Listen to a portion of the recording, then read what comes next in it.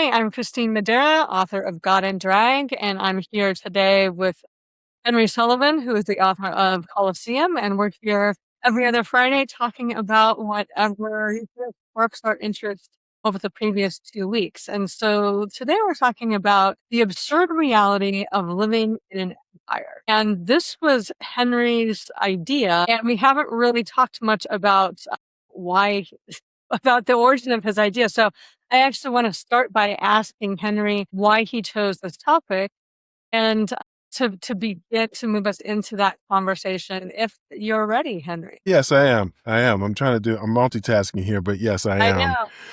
Okay. So the way this came about is I was listening to yet another conversation about prediction markets. And I've heard, multiple conversations about Kalshi and Polymarket. And I already knew that you can bet on all sorts of things on these markets. But in this particular conversation, they happened to mention that there were people betting on when the war was going to start, targets that are hitting the war, targets that the U.S. will hit and Israel will hit. And it occurred to me for some reason, hearing it during that conversation, the absurdity of being in a situation where you have because the other thing that I've heard people talk about with these prediction markets is that they're targeting young men specifically because they know that given maturity levels and so on, that these young men are less likely to have control in terms of, because they're basically gambling. And so they're much more likely to basically lose a lot of their money. And so these companies like Kalshi and Polymarket are targeting these young men, and they're getting either addicted to these prediction markets or they're losing a lot of money. And so you have this group of people betting on events that people in those places can lose their life, from.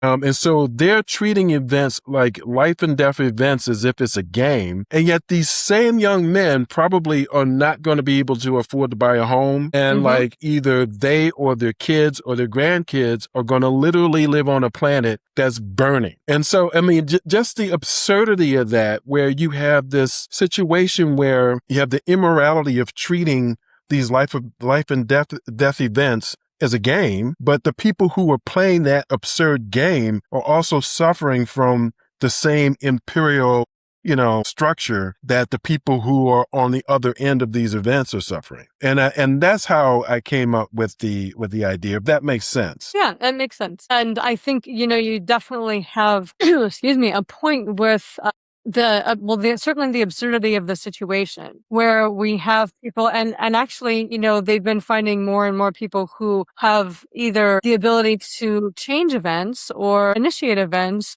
or have inside information on those events, making those bets. And so when it's a skewed market anyway, and it has nothing to do with what they were saying about being able to predict reality or what's going to happen, that they were kind of saying that this a good thing for, well, we're using this as like crowdsourcing what's going to happen in reality. And there used to be something that, I forget what it was called, it was some kind of a bot thing that was around for a while, probably still is, where they kind of retroactively were able to look and see what the popular chatter was. And then it kind of predicted supposedly 9/11 and other things, but you couldn't really tell it beforehand. It was more like you could see in retrospect. And I don't remember the name of that, but this is one of those things that instead of using the wisdom of crowds to be able to kind of predict events, it's more like using people to make money off of events that some people know about and can control. And my fear with this is, especially with agentic AI and some other things, that if you are smart about making bets and you have ways to be able to push the levers of those events, that you can you can predict something on the market and then you can make it happen so that you make money. And that would so skew reality, if it's not already happening, to be able to not just bet on things that are going to happen, but bet and then force things that are going to happen, usually not in something that is going to be beneficial to anybody, because most of these things are pretty destructive that are being bet upon. Exactly. Well, I mean, that's exactly what's happening. I mean, I'm sure you've heard about the scandal where, well, it's weird to even call it a scandal because you have like a guy who manages or is connected to the teleprompter used in the White Yeah. House, and how he was basically betting on what people were going to say. Yeah. And that pales in comparison to and I don't like the word market manipulation. To me, it seems more like collaboration is what's going on when it comes to the oil markets and the stock market and so on. So, I Yeah. mean, whatever money that guy who's connected to the teleprompter was making, it pales in comparison to the money that other people are making doing exactly what you're saying, which is they're using information about events that are life or death events for thousands or millions of people. They're profiting from those events. Yeah. So it's taking the notion of war being a racket to a whole nother level. Hmm. But like I said, that's what occurred to me, or what triggered the idea of the absurdity of living in an empire. Now, there was a time, I think I mentioned this to you, that I haven't, most of my life I didn't buy the whole idea that America was an empire. And the Hmm. reason is because, and I know we talked before we actually went live about how, well, empires have never been a situation where, the vast majority of the people benefit in the same way that a small group at the top are Hmm. benefiting from the imperial structure. I get that. But even because of that, I just felt like I didn't really believe that the U.S. was in a position where we could literally do whatever we wanted to do, and like the world would not react or push back on that, really. Seriously push back. And it's not until now that I realized it, like, especially like when I heard about the woman connected to the International Criminal Court, and how the U.S. just basically cut off her access to her money. So I saw an Hmm. interview with her where she described how, I think she was trying to get on a subway or something, and her card wouldn't work. So of course, Wow. she basically is calling around and like just trying to find out. And she found out that day that she could not spend any money because she was cut off from the global banking system. And that to me is what an empire is able to do. Hmm. And we haven't really, like, no one's suffered any consequences for that. And Rubio right now is trying to destroy the International Criminal Court. Hmm. And the only thing that you really see in terms of other governments reacting is you see comments about, that's wrong, or we need a rules-based international order. I mean, all they can really do is complain. And so to me, that is what an empire is able to do. It doesn't really matter whether we're good actors or bad actors. The rest of the world just has to deal with us. And now, since we're essentially bad actors, that kind of proves that we are an empire. Well, I think we were structurally an empire anyway. We just kind of couched it in nice things, that we like to play certain games and on the world stage in more amicable ways than we do now. And we had certain friends world stage that we do not have now. And, or that's, those relationships are being strained, and we're making friends with other actors who are more on the destructive side. So we've kind of switched sides. I don't think we were ever not okay. I think since World War II ended, we sort of escalated into our empire phase, Hmm. and we always were able to exert that kind of pressure. We just did it quietly and behind the scenes. And now we're doing it out front and in obvious ways without any worries about repercussions. Where a Right. lot of the repercussions in the past might have been behind the scenes through the State Department, negotiations that we never really saw. And now it's all just out there for anybody to seize. But to me, what's happening now are things that have always happened, but to a lesser degree, they're just out in the open, so that now we're confronted with seeing them in ways that we were not confronted with before, because we were always considered ourselves the good guy. Yeah, I definitely think that that's true. And I think it does date back to basically after the Second World War. So, I mean, I agree with you. It seems to me, though, that the infrastructure of that imperial power really resided more in our dominance over the global financial system than anything else. I mean, yes, we have bases all around the world, but to me, it seems as though Iran is kind of showing how, like, there are limits to that kind of power, Yeah. especially now with drone technology and so on. But yeah, there really are no limits to a dominance over the financial system, because like I No, no. said, you just have one person. You have one person who, like, is targeted, and now, I don't know how long it took her to rewrite that situation. I mean, I'm assuming she's able to spend money now, but can you imagine if all of a sudden you have money, but if all of a sudden you're not able to spend money? It's just Well, that clear. that's It's the like, yeah, I mean, that's to me has been looming for quite a little while. As things get more and more integrated in things and the ability to use power and leverage to pressure, the institutions where you have your money to stop that is kind of something that's sort of been creeping in for a while. And, one of the things that people were worried about with China and their social credit system, that they had this idea, and I don't know the full extent of the idea, but you basically got rewarded for being a good person and penalized for being a bad person, more or less.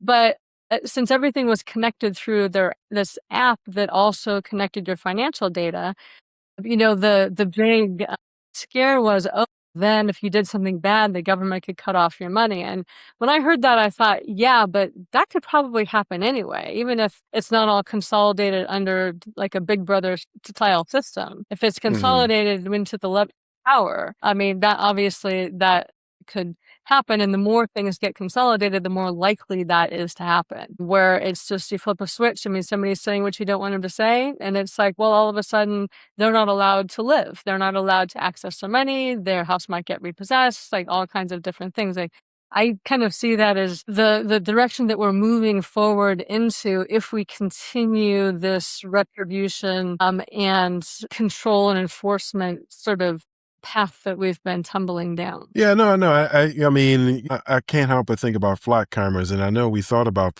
we talked about flock cameras the last 2 weeks ago. It's the same sort of thing. I don't know if you've seen any coverage of the kind of stuff that's happening with those cameras, but I saw one news segment where they interviewed a woman who I think she's blonde, and she happened to Hmm. drive past an area where a blonde woman actually did like steal a package or something like that, and so they showed, I mean, since so many communities, like she had a security camera in her house. So she had a recording of her interaction with this cop who came to her house to accuse her of stealing somebody's package. And so in the recording, it shows her where the cop is just like, don't tell me it's not you, you're wasting your time because we have you on video and so on and so forth. And the woman is just like, why are you so certain I was at this place at this time? And he's like, because we have it on video. And so they showed the video that he was talking about. And it was a woman about her height.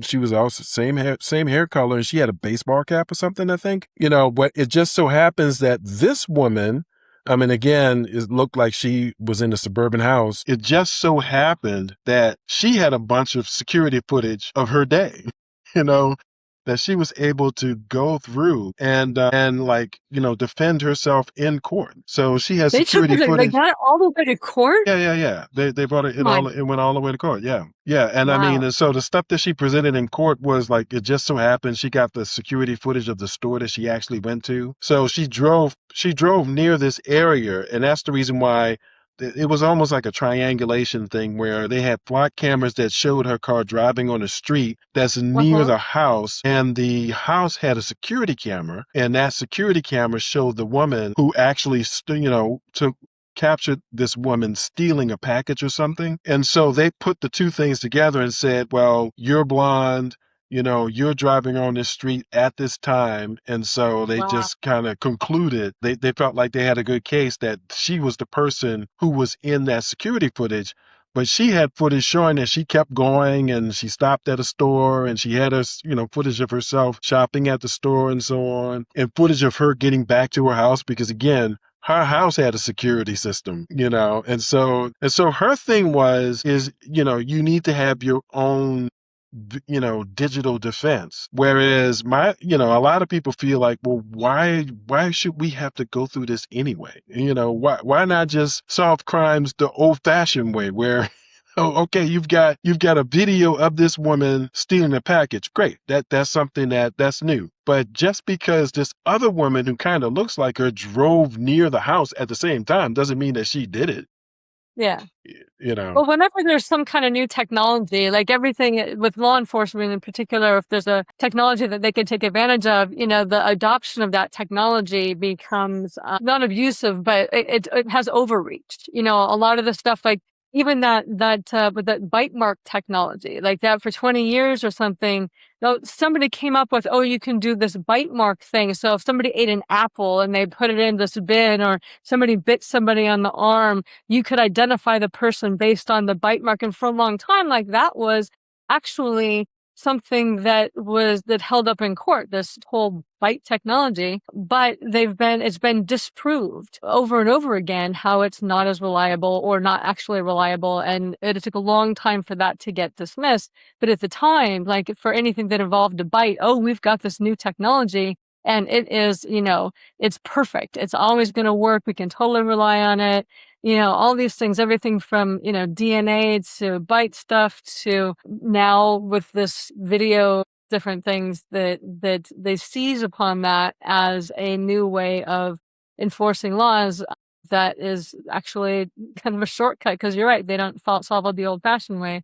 And the evidence provided is given inappropriate level of legitimacy than it should be. So that's alarming with the flat cameras, because I don't want to have to be, we all shouldn't have to self-surveil with cameras.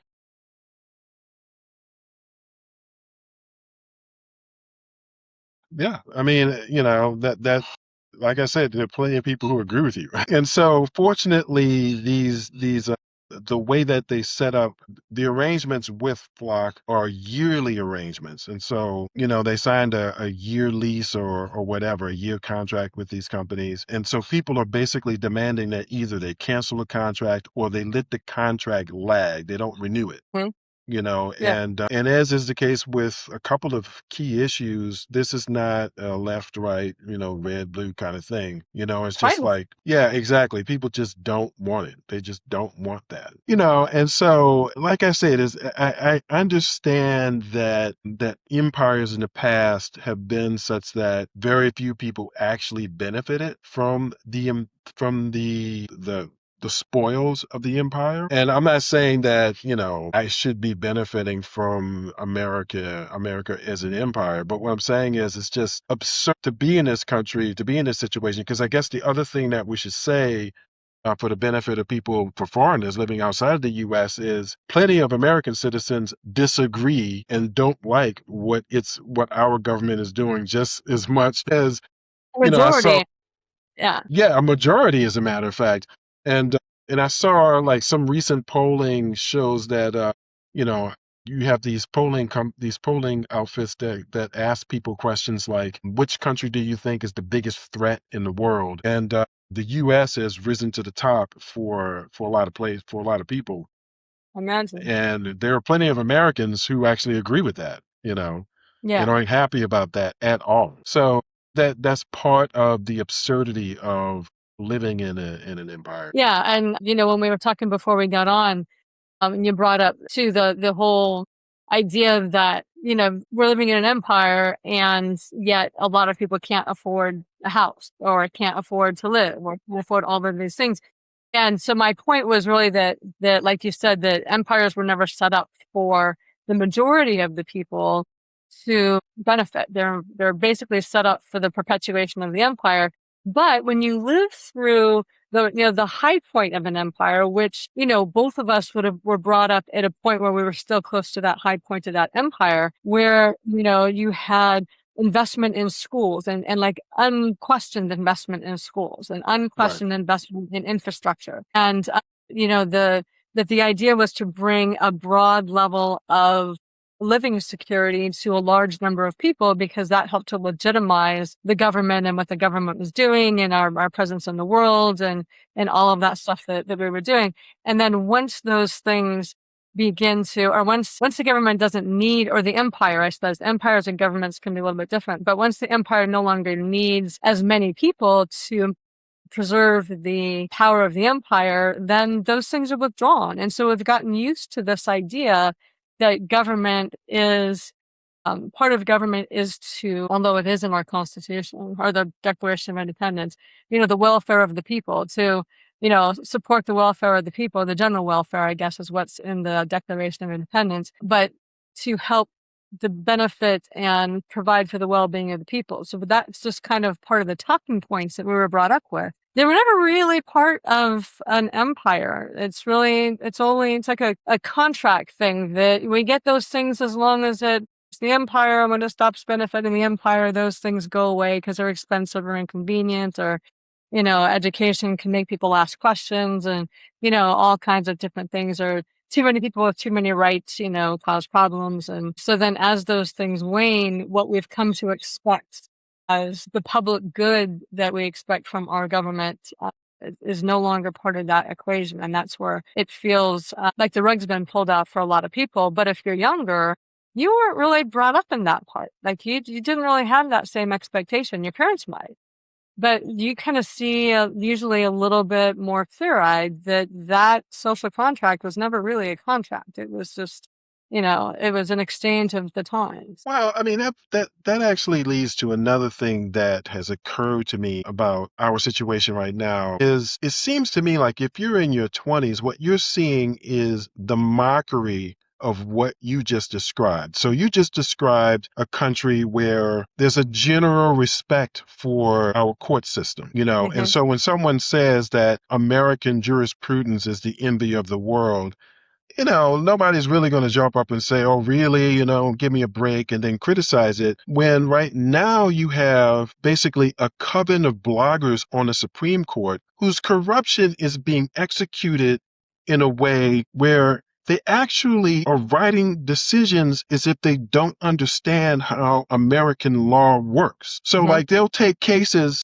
when the plaintiff doesn't have standing to even bring the case, Yeah. or they'll say that, I don't see any evidence of prejudice, when in our digital age, not only is there evidence of prejudice, there's an abundance of evidence of prejudice. And so but they're doing it for corrupt reasons, that but allowing that corruption to stand is turned the Supreme Court into a mockery of American jurisprudence. I mean, it seems less like a court and more like, like I said, a coven of bloggers who are just making it up as they go along. So the rest of the federal judicial system might actually be the exact opposite of that. It might actually be sterling and, it's something that is respected around the world. But our highest court seems to have 6 people who look like the worst lawyers in the United States of America because they don't seem like they can Hmm. pass a bar exam by the way they're actually acting. And that's true in other areas. I mean, if you look at, our military was respected because not only do we have the biggest military footprint in the world, but we also are basically considered to have a professional military, a highly educated military, so on and so forth. And now you have Pete Hegseth, who literally lowered the standard of leadership in the military down to doing push-ups. Why? Because that's a standard he can reach. So it's like a mockery. It's like a mockery of the whole idea of the professional U.S. military. I mean, that's the military. Now we have the Supreme Court. Those are 2 examples. Another example is the stock market. You've got Yeah. the stock market where you have 7 companies that are passing around billions of dollars of debt, like frat boys passing around a joint, I mean, and so like the stock market has been criticized as basically a casino. Now you cannot make the argument that that criticism is wrong. And so all of these different systems are, the people at the top are making such a mockery of all these different institutions that we look less like an empire sometimes and more like a circus. And I think that is, I mean, even if you have metrics like GDP, employment rate, and Hmm. stuff like that, that look decent compared to China and other places, there's no way in the world that these things that I just mentioned will not cause America's decline. It's just not possible. You can't allow that level of corruption. I mean, I just don't see how you. No, you can't. But it's interesting because I was an exchange student in Australia when I was 17, and I did a semester abroad in London where we had some interesting interactions there. And I also traveled a lot in my young 20s where I met people from all over the world. And, I had some really interesting wake up call conversations with a lot of people who knew a lot more about America than I did. Like I took my civics class. I grew up here. I had, a grandfather in local politics and things like that. But, it was all very much the flag waving rah rah and not like overly patriotic like we have now where it's really performative patriotic. It was really just like, this is the reality we live in. We're so lucky to live in this reality. We're the good guys. We do nice things in the world. Everybody loves us. Isn't it great? And I had people who were calling me on that. And like even in high school and they were like, what about this? What about this? What about this? What about this? What about this? This is what Reagan's really doing. This is what's happening over here. And I was like, Right. so early on, like my political waking up was when I was overseas and basically people who were paying attention at a different level saying, this is the hypocrisy that we see. This is what we're really seeing is happening in the world.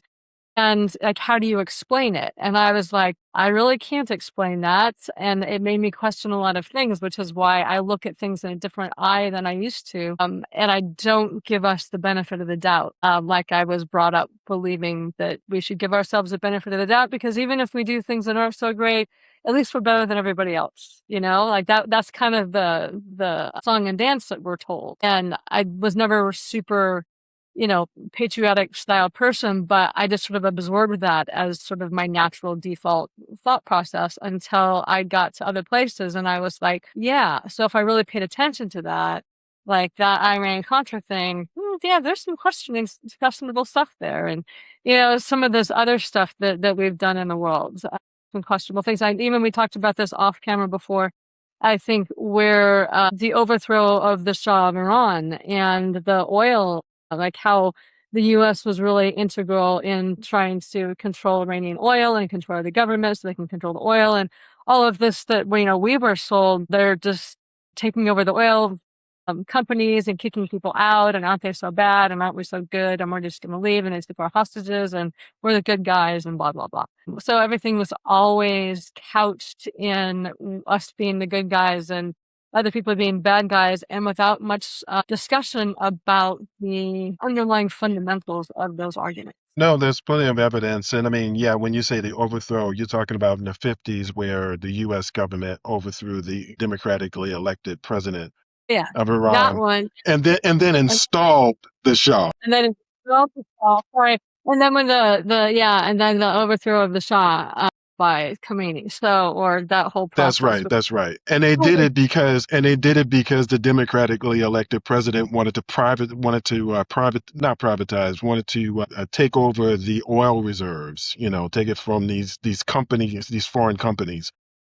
Yeah. Yeah, I know exactly what you're saying. And there is plenty of evidence of a lot of bad things that the US did all over the world. Now, I have grown to appreciate it's not necessarily the other side, but there are people I hear people cautioning, like getting too kind of wound up in this sort of negative navel gazing, where we go from, like you said, where the US is all good to the US Mm-hmm. is all bad. Because Which is also, yeah. if you assume that you're all bad, then I mean, what are you fighting for? It's like, Right, you right, know, yeah. No, and I don't assume that we're all bad, but like anything, I mean, I can love myself and want to see my blind spots and improve myself and become a better person. And I think oftentimes what's missing in our conversation about our country is that we are either, and I think we had this off camera as well before, we're either blinded to anything bad that we have done. So we always want to follow that good story and, pat ourselves on the back and all that. Or, we get involved in this, everything we do is bad. Since we do bad things sometimes, everything we do is bad and suspect. When, we're one actor in the world and there's a lot of actors in the world doing a lot of questionable things. But there's not much room in the middle, now or ever, to really talk about our shortcomings and how to improve upon them and how to make us a better actor in the world and a better country and better people within that country that isn't cleaved in half by the, rosy glasses and the everything is horrible people. there, So there is I there think is kind of there is kind of a through line that I think helps you to not see it that way, which is if you follow the money, if you basically look at wealth, and I'm talking hmm about corporations, and now like just the glaringly obvious billionaire class. Yeah. If you look at it that way, I mean, even going back to what happened in Iran back in the 50s, that was all about oil companies basically trying to keep their dominance over another country's oil Yeah. reserves, Yeah. trying to keep their control over another country's resources. That's what that was all about. That had nothing to do with democracy. That had nothing Right. to do with anything related to what was happening in the United States of America. If Hmm. anything, there was a recognition that, well, the only way that we can kind of do bad things in other places is if we make it look like we're trying to do good things at home. So, it's like we're going to try harder and harder to live up to the words in our founding Hmm. documents so that we can so that no one really challenges us on the things that we're doing in South America or the Middle East or in Asia or whatever, I mean, so if anything, that was a situation, but you can almost always trace it back to money or wealth, Yeah. Yeah. private interest. You can almost always do it that way. And I don't know about you, I am not using a we when it comes to, Elon Musk. I mean, Elon Yeah. Musk and me, we're not a we.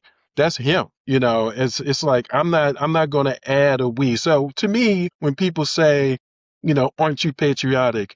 Well, how is it patriotic to be supportive of these corporations? I mean, they're American corporations, but they're global entities. These Yeah. corporations have like international footprints, Hmm. and we're talking about like individuals. I mean, when it comes to billionaires, they have more wealth in the bank or more wealth on paper than Yeah. like 30 or 40 countries. Yeah. And so to criticize them to me has absolutely nothing to do with how I feel about the United States of America. They are not the United States of America. They're something completely different. And I mean, you can trace a lot of our problems, especially now with all of the media that we have, all of the information. You got so many different people who are angry about what's happening that now people feel compelled to get the truth out, to get the word out. Yeah. You know, Thankfully. yeah, exactly. And so I think that sort of solves your, is America all bad, all good? Because right now it's pretty easy to trace it all back to money, Well, which most of us yeah. don't So have. it rolled up on me there, so I couldn't hear what all of you said. But yeah, I guess because when I see it on the news, it's usually the all good, the all bad thing. But yeah, I do see your point That's with that. true. But in reality, over the last, well, actually, since America was not so much right away founded, but certainly the development of America and the railroads, the Industrial Revolution. I mean, the government often sided with industry. And so, I think they're intertwined in a way that has been really supportive of industry over the people. And so I don't think you can give the government a pass because a lot of things that were done in the name of commerce or profit, because the hands are in the till together with a lot of that. And it makes it sound like I don't like my country, but I do. I love my country, but I think we can do better. And that's what it irritates me when we are fighting against each other instead of trying to find a path forward and working together to move on this path forward. Because, we are hitting these markers of a decline of an empire, which gives us the opportunity to reimagine who we can be and begin to move in that direction rather than just like watch it all fall apart. Or move into authoritarianism, which is another way that empires end too. They sort of fracture and go into authoritarianism and then dissolve and then reorganize in some way or another in a smaller version of their form. Yeah, I mean, and you said that I was coming in and out. I guess the way that I would sum it up is to me it's not about whether you like your country. What I say is I don't like billionaires. Straight up. I don't like billionaires. And I know that I feel very strongly that you can't have billionaires and democracy or any semblance of democracy. You just can't have both. So to me, you don't have to, you can try and like throw that whole, anti-American thing at me, but I'm clear about the fact that I don't like billionaires. And I'm clear about the fact that I connect them to Yeah, a lot of yeah, the problems that we have. So, that's the way I look at it. But another thing about the whole thing that you were saying, I mean, I've heard conversations about like, I didn't know that the founding documents that we always talk about would develop over the course of like 20 years. It's not like when we think of the founding, the founding fathers and all this kind of stuff, we kind of think of it as almost in modern terms where, okay, we need to get this together. So let's let's schedule a week to sit down and work this out. And Yeah. that's a new thing. And even now it's not really realistic. It takes a lot longer than a week to do anything significant. But that's kind of the way we think of it. It's like, okay, they got together, put their cell phones out down and kind of hammered it out, when really it took something like 20 years. And I heard like an historian talking about how the motivation to come up with these documents and to develop this system was not a love of particular ideas necessarily. What they were saying is you had a situation in some states where you had a large number of people in debtors' prisons, Hmm. because they couldn't afford. I mean, a lot of people own farms or whatever, and so they would have like they would find themselves in situations where they couldn't afford to pay the banks back for the money that they lent them to manage their farms, and so they put them in prison. And there were some states where the states were very lenient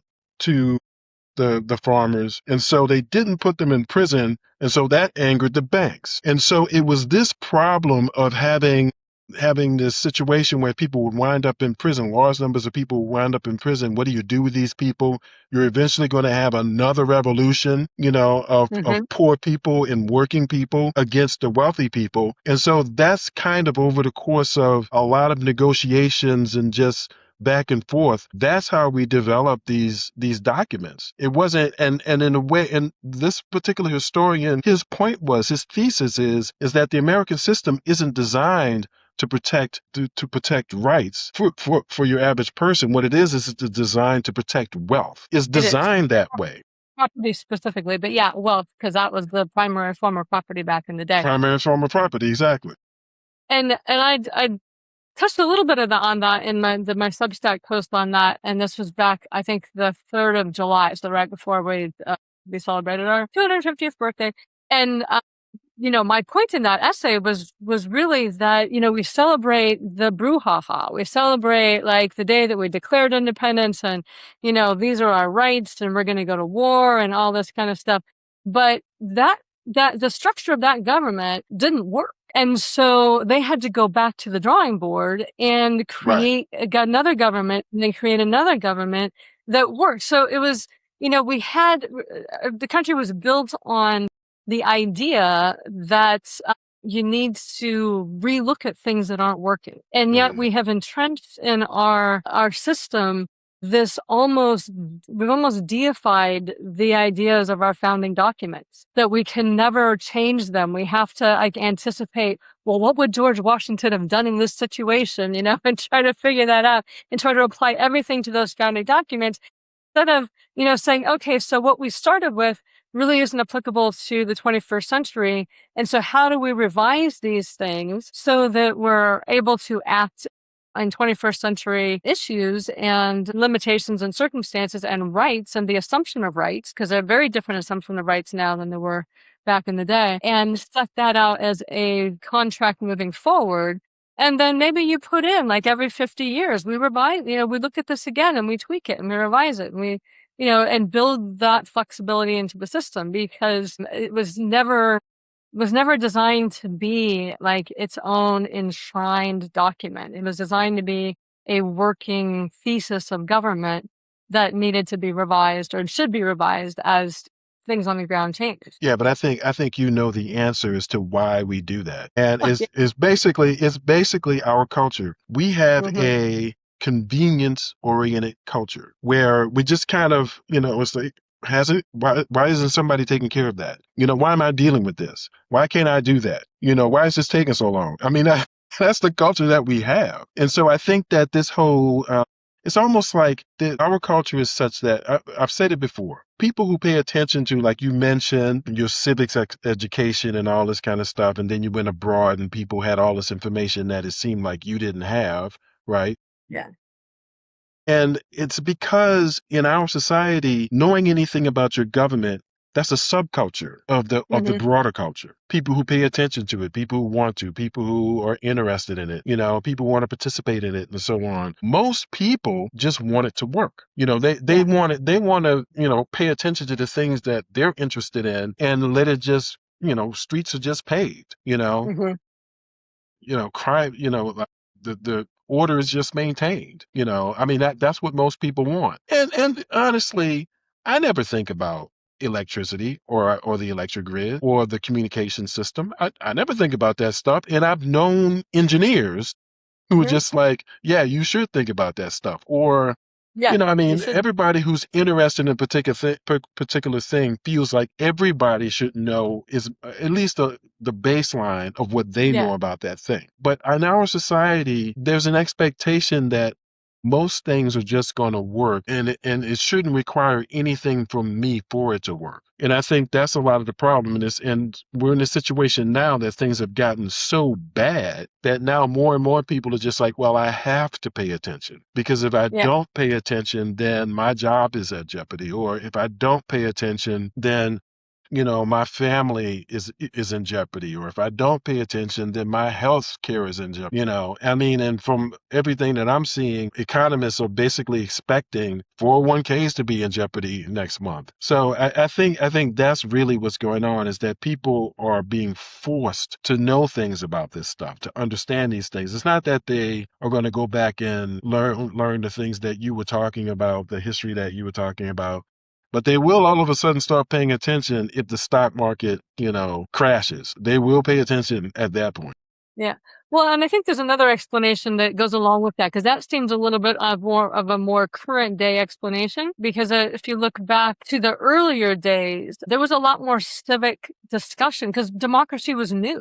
So there was a lot more civic discussion about how it should work on local levels and state levels and things like that, for better or for worse. But there was more engagement with that. And then more now we're all so busy and we're so used to convenience that you're correct. We just expect everything to work. But I think one of the issues of holding on to those founding documents in terms of making them kind of our origin story is because they are kind of our origin story as a country. And if you look at a country like France or England or even places that would have had tribal cultures like tribes in Saudi Arabia and Africa and other places where they have a longer collective memory of themselves, then they might have different levels of story about who they are and how they come to be and how they solve problems and how they move forward.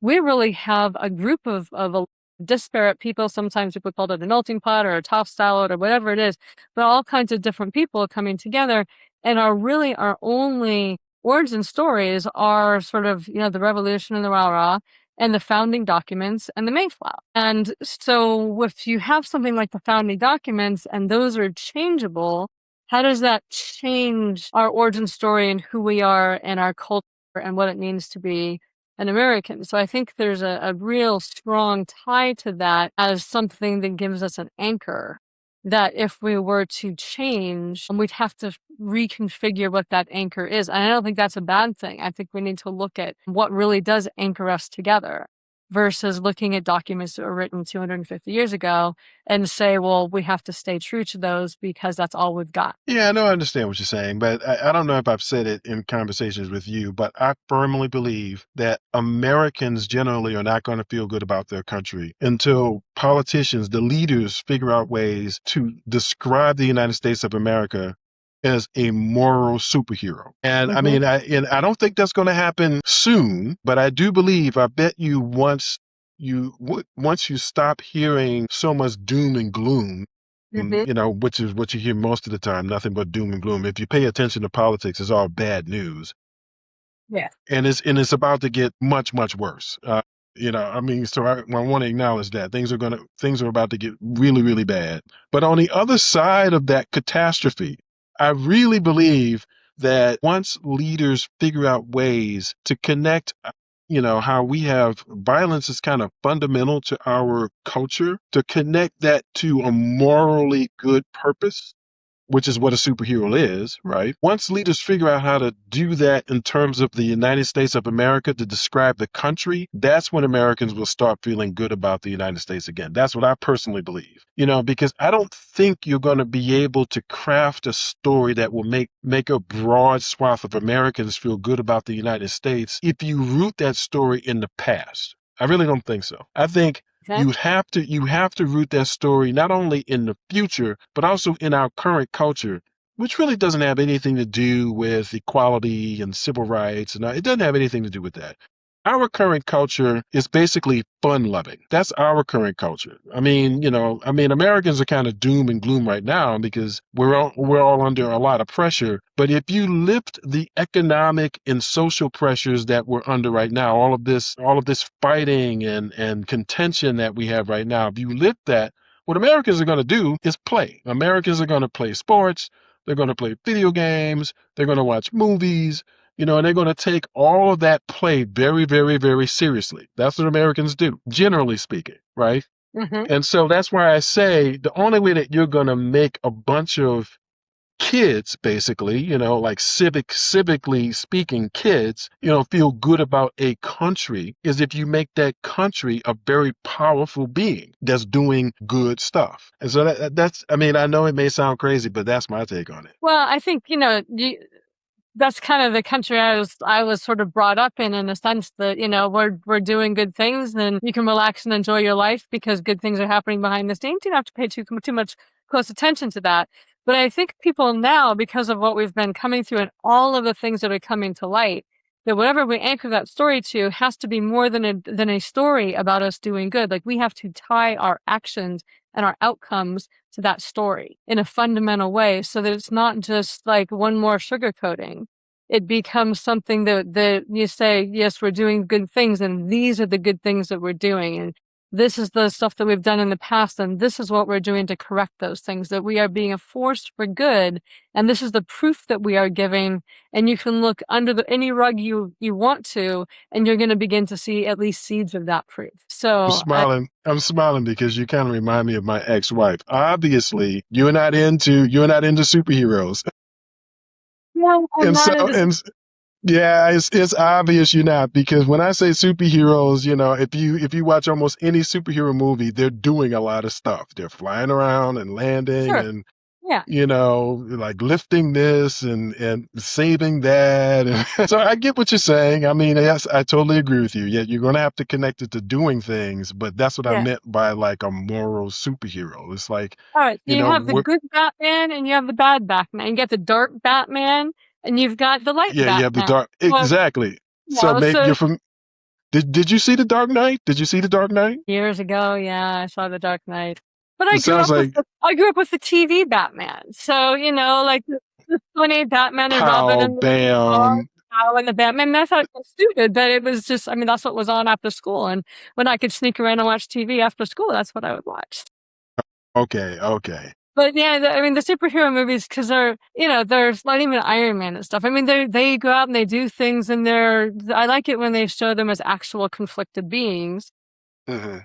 because that really shows a true, well-rounded nature of things. But yeah, Okay, I'm so not so a big you're big into superheroes. yeah, obviously, because what you're basically saying is that you're more into Marvel than DC. You don't realize it, but that's basically what you just said. All right, So more so my you're more a Wolverine, kind of person than Superman kind of thing. wait. So But what yeah, because you want to know like me. So why am I a Marvel person instead of a DC person? Tell me that one again. Well, because Marvel actually does play on that idea that human beings are much more complicated, whereas DC is a much cleaner. Obviously, I'm a Marvel person too. So like Wolverine and Mystique and all these characters, those kind of people make more sense. They're powerful, and they don't necessarily use their powers for good. They kind of, in some cases, they do good kind of by accident. It's like, Wolverine might be in the way of a villain trying to harm someone, and since his nature, he's just indestructible, Hmm. and so he kind of saves the person simply because running into Happy. him will not kill him.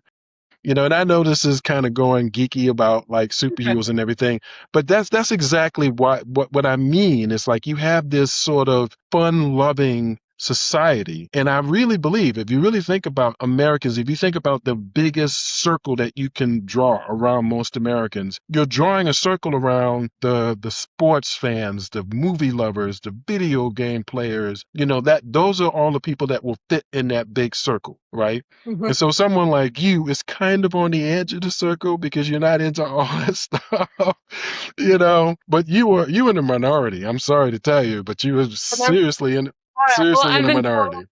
so by everybody everywhere all the time. So I will own that. But the You'll other own thing I that. think Okay. Americans are is also have a generosity of spirit and a sense of they like to have a mission or a sense of mission and purpose, and they have a generosity of spirit and they like to help. Well, Something see, happens and they like to help.